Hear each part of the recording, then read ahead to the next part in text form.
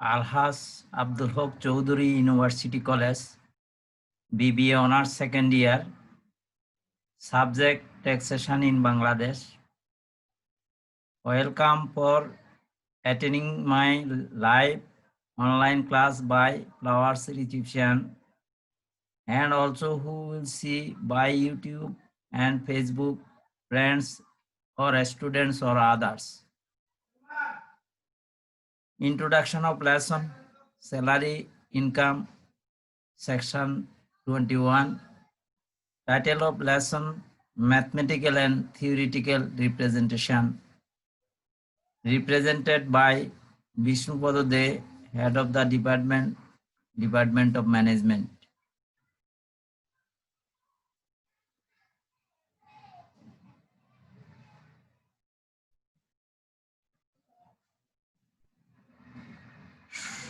সুপ্রিয় শিক্ষার্থীবৃন্দ, তোমরা আমার আরো দুটি ক্লাস দেখেছো আশা করি। দুটি ক্লাসে আমি থিওরিটিক্যাল এবং ম্যাথমেটিক্যাল সাইটে অঙ্ক দিয়েছি। যদিও অন্যান্য অঙ্কে বা আগের অঙ্কগুলোতে যদি নাও বুঝতে পারো, তবে আজকের অঙ্কটি একটু বড় অ্যানালিটিক্যাল। তোমরা আশা করি এক বেতন খাতে মোট আয়, কর দায় নির্ণয় এবং রেয়াত নির্ণয় জানতে পারবে। তো আমরা পূর্বের ন্যায় অতি সংক্ষিপ্ত প্রশ্নের আলোচনা করব। কয়েক বছর যে সমস্ত 1 নম্বরের প্রশ্ন এসেছে তার মধ্যে থেকে উল্লেখযোগ্য আমি এখানে 4টি প্রশ্নের উপস্থাপনা দিচ্ছি। প্রথম প্রশ্ন হলো, নিয়োগকর্তা কাকে বলে? উত্তর, ভবিষ্যৎ তহবিল আইনে 1925-এর 8 ধারা অনুসারে নিয়োগকর্তা বলতে সরকার, স্বায়ত্তশাসিত প্রতিষ্ঠান, ব্যাংক, বীমা, বিশ্ববিদ্যালয় ও সরকার অনুমোদিত অন্যান্য প্রতিষ্ঠানকে বোঝায়।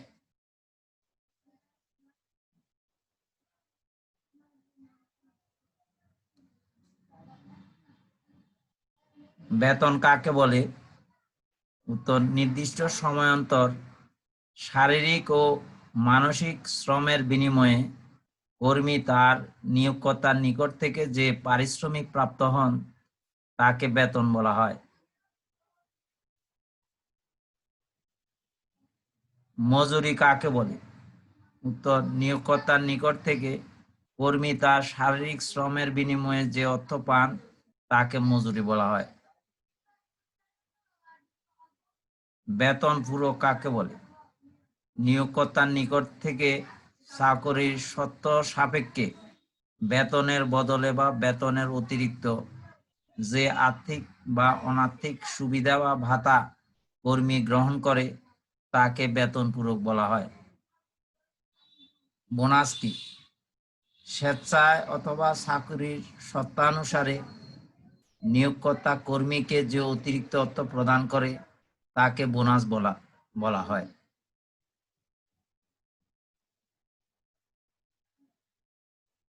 গাণিতিক সমস্যা। জনাব বসির আহমদ একটি বেসরকারি ব্যাংকের কর্মকর্তা। 2019 সালের 30 জুন তারিখে তার আয়সমূহ নিম্নরূপ: মূল বেতন মাসিক 25,000 টাকা, মহার্ঘ ভাতা মূল বেতনের 20%, চিকিৎসা ভাতা মাসিক 1500 টাকা, বোনাস 2 মাসের মূল বেতনের সমান, আপ্যায়ন ভাতা মাসিক 1500 টাকা, প্রকৃত খরচ 1200 টাকা, বাড়ি ভাড়া মূল বেতনের 60%, যাতায়াত ভাতা মাসিক 3000 টাকা। তিনি মূল বেতনের 10% অনুমোদিত ভবিষ্যৎ তহবিলে দান করেন, তার নিয়োগকর্তাও সমপরিমাণ অর্থ উক্ত তহবিলে জমা দেন। ভবিষ্যৎ তহবিলে সুদ পান 20,000 টাকা, যা 20% হারে। উক্ত বছরে তার খরচ ও বিনিয়োগ ছিল নিম্নরূপ: পারিবারিক ব্যয় 1,25,000 টাকা, জীবন বীমার প্রিমিয়াম পলিসি মূল্য 1,50,000 টাকা, প্রিমিয়ামের পরিমাণ 10,000 টাকা,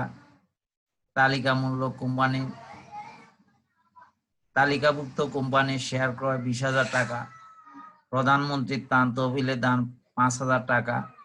সংশ্লিষ্ট আয় বর্ষে জনাব বশির আহমেদের মোট করযোগ্য আয় এবং কর দায় নির্ণয় করো।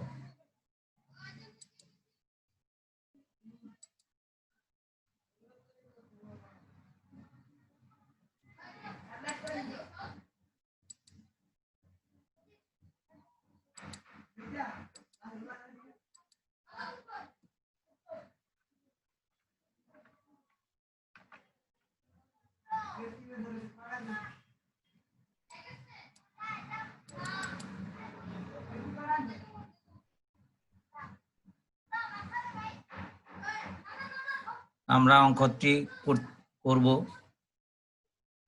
করদাতা জনাব বশির আহমেদ, আয়বর্ষ 2019, 2018, 2019, কর বর্ষ 2019, 2020।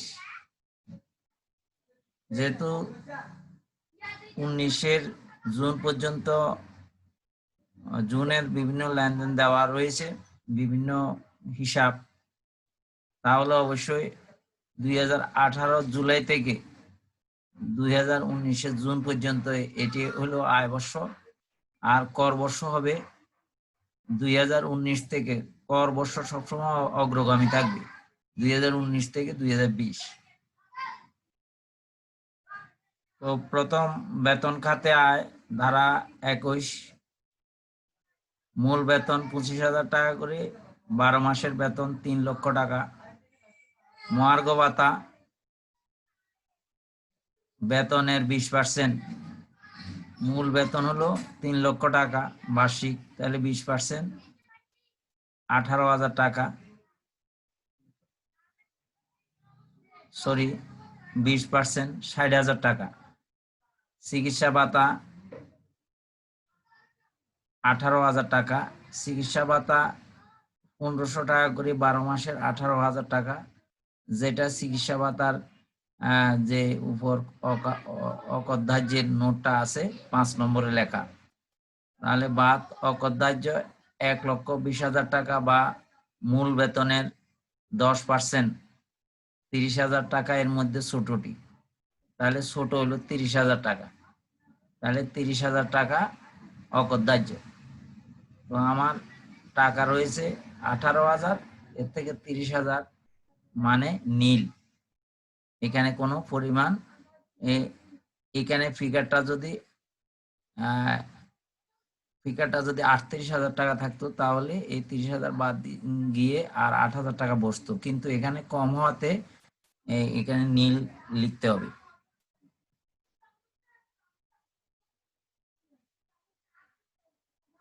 সাইন নাম্বার বোনাস, মূল বেতনের 2 মাসের, বেসিকের মূল বেতনের 2 মাসের বোনাস, তাহলে 50,000 টাকা। আপ্যায়ন ভাতা 1,500 টাকা করে মাসিক, 12 মাসের 18,000 টাকা, এটাও 2 নম্বর নোটে লেখা রয়েছে। 6 বাড়ি ভাড়া 3 লক্ষ টাকা, 60%, তাহলে 1,80,000 টাকা, বাদ অকদার্য মাসিক 25,000 টাকা হিসেবে 3 লক্ষ টাকা, অথবা মূল বেতনের 50%, 1.5 লক্ষ টাকা, যেটি কম, তাহলে 3 লক্ষ, 1.5 লক্ষ, 1.5 লক্ষ টাকা, 1,80,000 থেকে 1.5 লক্ষ বাদ দিলে 30,000 টাকা, তাহলে এটা আয়ের মধ্যে বসবে।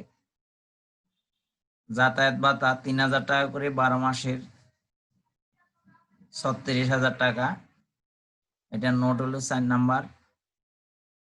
অকরধার্য 30,000 টাকা, 30,000 টাকা অকরধার্য নোটে রয়েছে। তাহলে 36 থেকে 30 গেলে 6,000 টাকা। অনুমোদিত ভবিষ্যৎ তহবিলে নিয়োগকর্তার দান মূল বেতনের 10%, 30,000 টাকা। নিয়োগকর্তার দানটা আয় হিসেবে ধরা হবে। অনুমোদিত ভবিষ্যৎ তহবিলের সুদ, যেহেতু সুদের উপর এখন বর্তমানে 10% করে উৎসকর্তন কর কেটে নিচ্ছি, তাহলে 20,000 টাকাকে 90 ভাগ করে 100 ভাগ নিতে হবে। তাহলে নেওয়ার পরে 20,000 টাকা পরিবর্তিত হয়ে হবে 22,222 টাকা। গত প্রশ্নে যে অঙ্ক করেছি সেটা এই পর্যন্ত ঠিক ছিল। এখানে করের অকরধার্য সুদ নির্ণয় করতে একটু জটিলতা হয়েছে। আজকে আশা করি এটা সমাধান হয়ে যাবে। অকরধার্য 14.5% হারে নির্ণীত সুদ, 14.5% এটা আইনের মধ্যে রয়েছে। তাহলে অনেকের প্রশ্ন, এটা প্রশ্নে তো নাই, প্রশ্নে 20% আছে, কিন্তু 20% হারে ভবিষ্যৎ তহবিলে জমা হয়। সেজন্য 22,222 টাকাকে 20 ভাগ করে 14.5% দিয়ে গুণ করতে হবে। তাহলে হবে 16,110 টাকা। তো 16,110 টাকা, অথবা মূল বেতনের 3 ভাগের 1 অংশ অর্থাৎ 1 লক্ষ টাকার মধ্যে ছোটটি। তাহলে 16,000 এই টাকাটাই ছোট।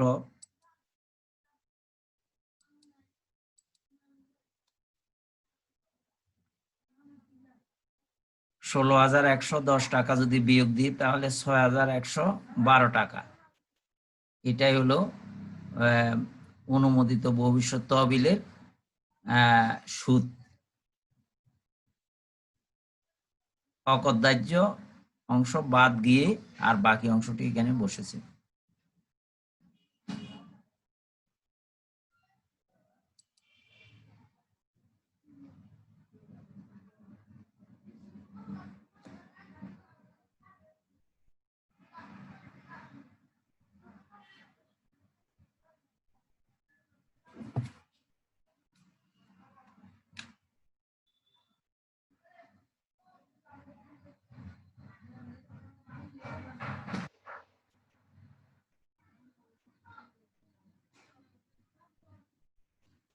তোমরা এই যোগটা আবার করে নিবে।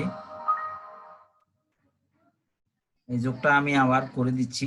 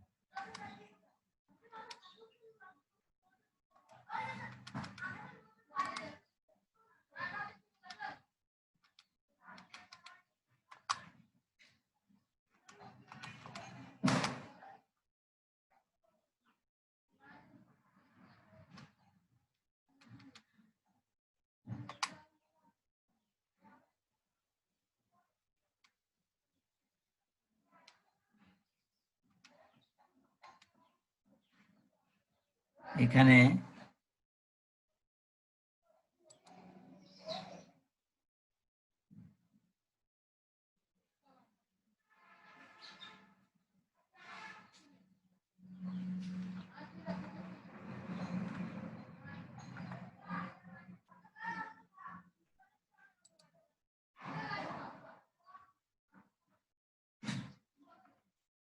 যোগফল হবে 5,112 টাকা।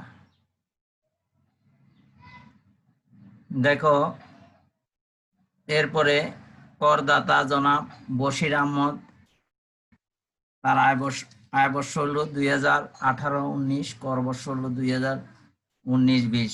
কর রেয়াতযোগ্য আয় নির্ণয়।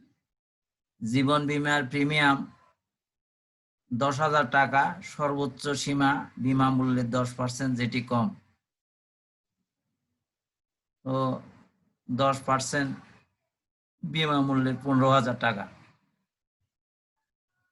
বিমা মূল্য 1.5 লক্ষ টাকা ছিল অঙ্কে, 10% 15,000 টাকা। তাহলে 10,000 এবং 15,000 মধ্যে যেটি ছোট, 10,000। শেয়ার ক্রয়, এটা নোট 6 রয়েছে 20,000 টাকা।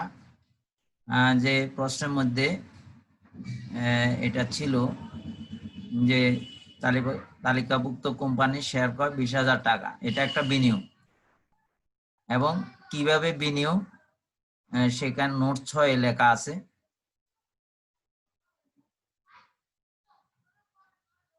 এরপরে অনুমোদিত ভবিষ্যৎ হলে কর্মী ও নিয়োগকর্তার দান, মূল বেতনের 10%। তো দুইজনের দান 30,000 গুণ 2 মানে 60,000 টাকা। তাহলে প্রকৃত বিনিয়োগ হলো 90,000 টাকা, যোগ করলে 90,000। সর্বোচ্চ সীমা অনুমোদিত তহবিলে নিয়োগকর্তার দান ও 44-এর 4 ধারা অনুযায়ী প্রধানমন্ত্রীর ত্রাণ তহবিলের দান ব্যতীত মোট আয়ের 25%।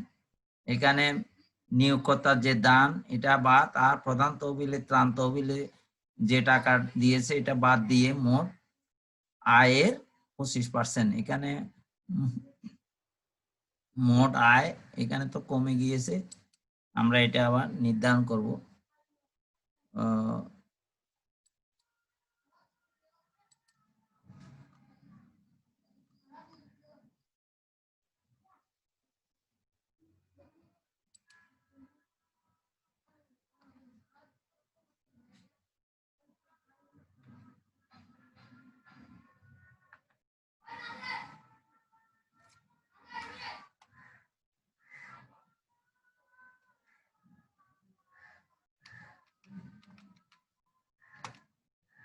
চার লক্ষ, এটার 25%।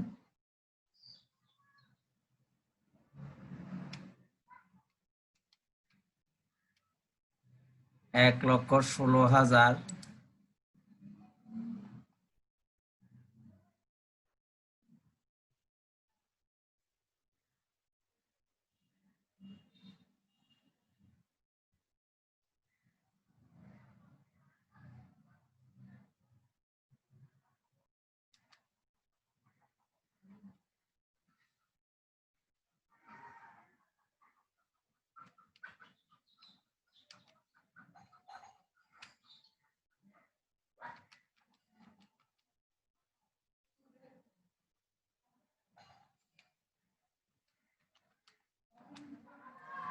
$1,16,278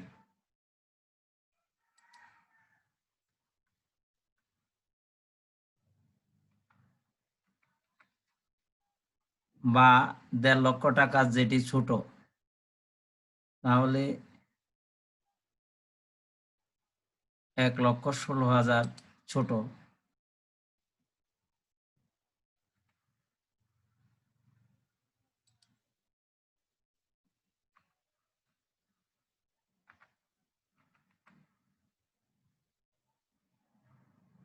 তাহলে এটা হলো সর্বোচ্চ সীমা, কিন্তু এই দুটির মধ্যে যেটি ছোট, যেটি প্রকৃত বিনিয়োগ। তাহলে এখানে প্রকৃত বিনিয়োগ 90,000, সুতরাং কর রেয়াতযোগ্য আয় 90,000। তাহলে এই ফিগারটা কিন্তু 90,000 উপর কোনো প্রভাব বিস্তার করতে পারেনি।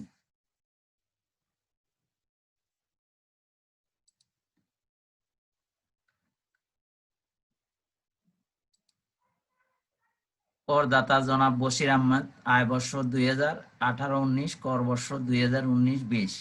কর দায় নির্ণয়। মোট করযোগ্য আয় এখানে 5,112,000 টাকা।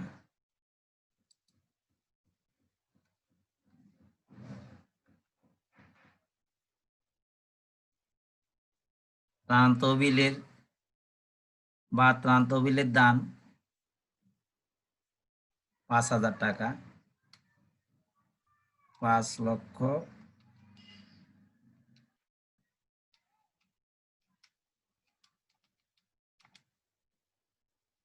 তাহলে এখানে হলো 4,95,112।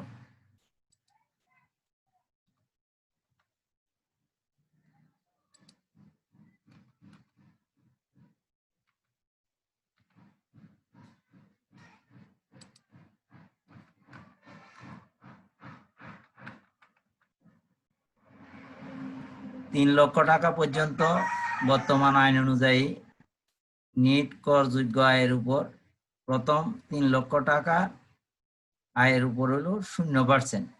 অবশিষ্ট হলো এখানে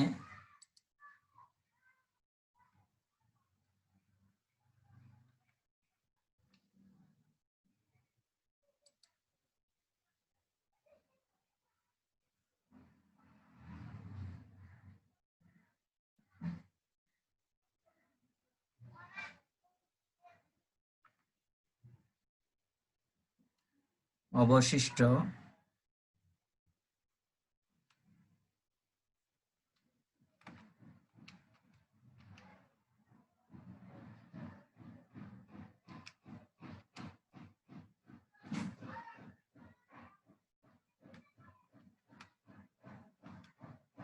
2,112,000 টাকা।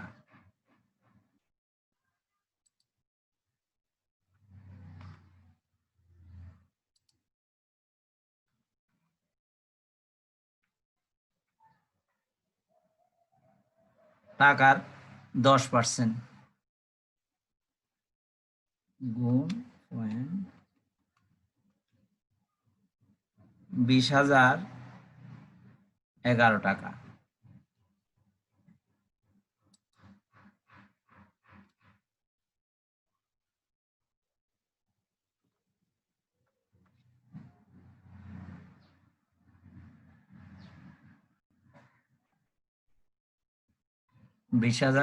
টাকা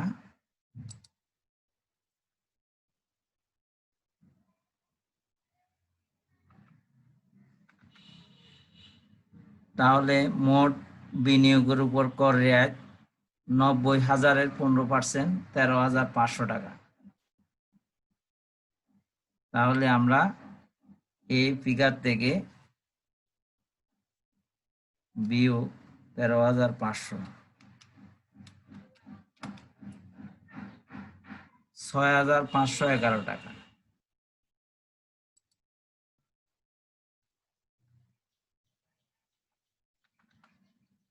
তাহলে এটা হলো প্রদেয় কর। তো আমাদের মোটামুটি একটু জায়গায় ভুল হওয়াতে আমরা কিন্তু আবার সংশোধন করে দিয়েছি। তো আমরা টিকাগুলি একটু দেখব। বাড়ি ভাড়া মাসিক 25,000 টাকা হিসেবে বার্ষিক 3 লক্ষ টাকা বা মূল বেতনের 50%-এর মধ্যে ছোটটি অকার্যকর, মানে 1.5 লক্ষ টাকা। তো 50% 3 লক্ষ টাকা, 50% 1.5 লক্ষ টাকা, আর 3 লক্ষ টাকা, এটার মধ্যে ছোটটি অকর্ধার্য। তো ছোটটি মানে 1.5 লক্ষ টাকা, আর এখানে বাড়ি ভাড়া এসেছিল 1,80,000 টাকা। এখানে বাড়ি ভাড়া এসেছিল 1,80,000 টাকা। তাহলে এর থেকে 1.5 লক্ষ টাকা বাদ দিলে 30,000 টাকা এখানে বসেছে।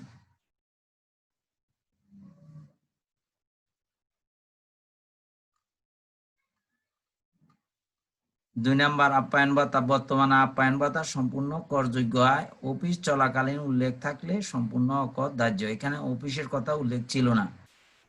2018-19 অর্থ আইনে উৎসকর 10% হারে কর্তনের কারণে অনুমোদিত ভবিষ্যৎ তহবিলের সুদের অর্থকে মোটাঙ্কিত করতে হবে।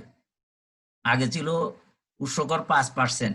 আগে আমরা মোটাঙ্কিত করতাম 95 দিয়ে ভাগ করে 100 দিয়ে গুণ। যে সুদটা বের হইতো, এটা মোটাঙ্কিত করতে হলে অনেকে এটা বুঝে, তার বুঝে কম আসে, 95 দিয়ে ভাগ করে 100 দিয়ে গুণ করতাম আগে। এখন করতেছি 90 দিয়ে ভাগ করে 100 দিয়ে গুণ। তাহলে এটা যে সুদটা থাকবে সেই সুদ থেকে একটু বেড়ে যাবে। অতঃপর 14% হারে নির্ণীত সুদ বা মূল বেতনের 3/1 অংশের মধ্যে যেটি ছোট সেটি অকরদার্য। আমরা সেভাবে বিধান অনুযায়ী কাজ করেছি। 2015 সালে অর্থ আইনের বিধানে 2020-21 অর্থ আইনে বলবৎ বিধায় যাতায়াত ভাতা 30,000 টাকা পর্যন্ত অকরযোগ্য। সে কারণে যাতায়াত ভাতা 3,000 টাকা হিসাবে আসেনি। প্রতি মাসে 3,000 টাকা করে যাতায়াত ভাতা, যেটা 36,000 টাকা পর্যন্ত 3,000 টাকা একবারেই বলেছে। 3,000 টাকা যাতায়াত ভাতা, মাসের কথা উল্লেখ ছিল না। কিন্তু 30,000 টাকা পর্যন্ত যাতায়াত ভাতা মাসিক 3,000 টাকা। তো সেটা সম্পূর্ণ অকরদার্য, যার জন্য সেটা আসেনি হিসাবে। চিকিৎসা ভাতা অকরদার্য 1,20,000 টাকা এবং মূল বেতনের 10%-এর মধ্যে যেটি ছোট। মূল বেতনের 10% হলো 3 লক্ষ টাকার 30,000 টাকা এবং চিকিৎসা ভাতা 1,20,000 টাকা, যেটি ছোট মানে 30,000 টাকা। তাহলে আমরা কিন্তু চিকিৎসা ভাতা পাচ্ছি, চিকিৎসা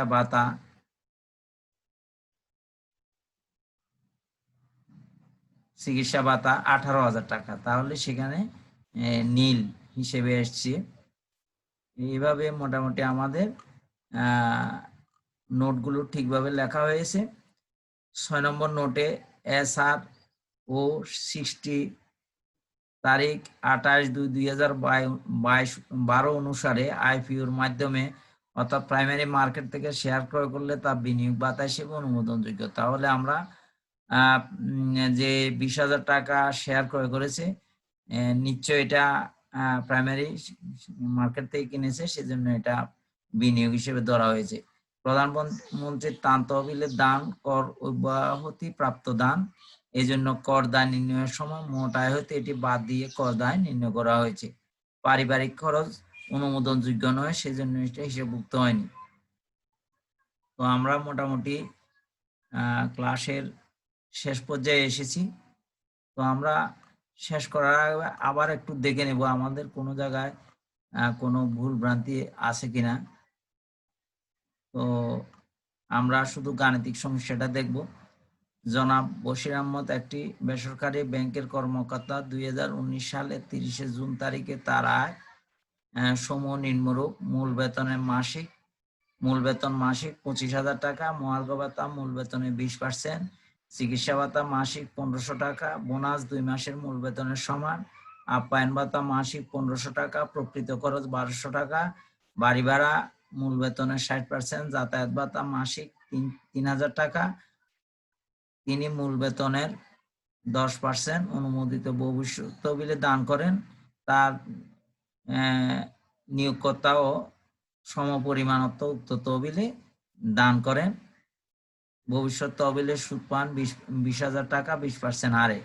উক্ত বছরে তার খরচ ও বিনিয়োগ ছিল নিম্নরূপ: পারিবারিক ব্যয় 1,25,000 টাকা, জীবন বীমার প্রিমিয়াম যার পলিসি মূল্য 1,50,000 টাকা এবং প্রিমিয়াম 10,000 টাকা, তালিকাভুক্ত কোম্পানির শেয়ার ক্রয় 20,000 টাকা, প্রধানমন্ত্রীর ত্রাণ তহবিলে দান 5,000 টাকা।